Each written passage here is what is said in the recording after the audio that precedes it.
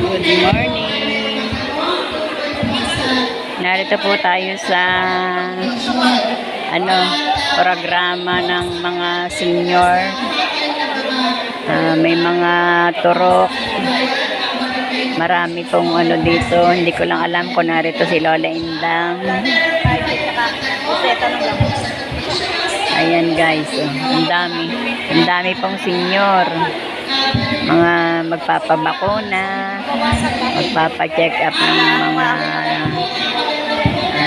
sa dugo, sa mata, lahat na po guys, lahat na ng senior meron po dito.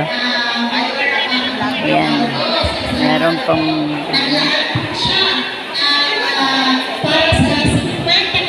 nabibigyan po ng libreng gupit, libreng manicure and pedicure sa araw na ito.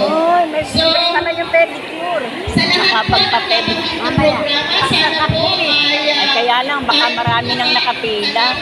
Naiinip yung aking apo. i-update po yung mga services na Meron pang pedicure guys. ibigyan din po natin May salamin. ang masisipag po natin mga BHWs, mga people, palagpagan po natin.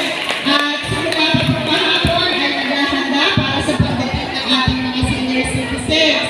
At ngayon din po ang mga nagpuyan para po makapagdulog po ng lugaw at ng inyong pananghalian ng ating po mga barangay nutrition scholars. Yan. So maya-maya po, kakain na po tayo ng adobong chicken. Yan.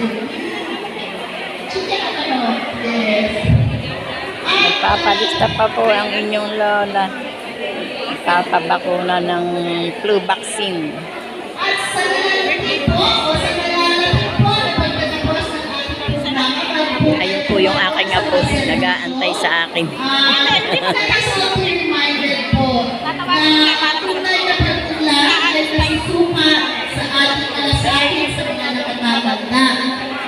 Para po sa ating closing message o panghuling mensahe, ay tinatawagan ko po ang tabiyak at may bahay ang ating bagihing mayor.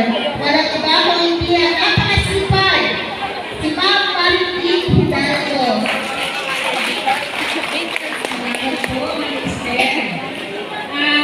Magandang umaga po. Pwede po ba na yung mga nakapila, tumingin po muna sa akin? Ayan. Yung mga naglilinis lang po po, naglilinis na ginugupitan, pwede po ba tumingin muna sa akin? Ayan. Ayan. So, una po sa lahat, ayan po kayo, no? Ayan. So, magandang umaga po sa inyong lahat.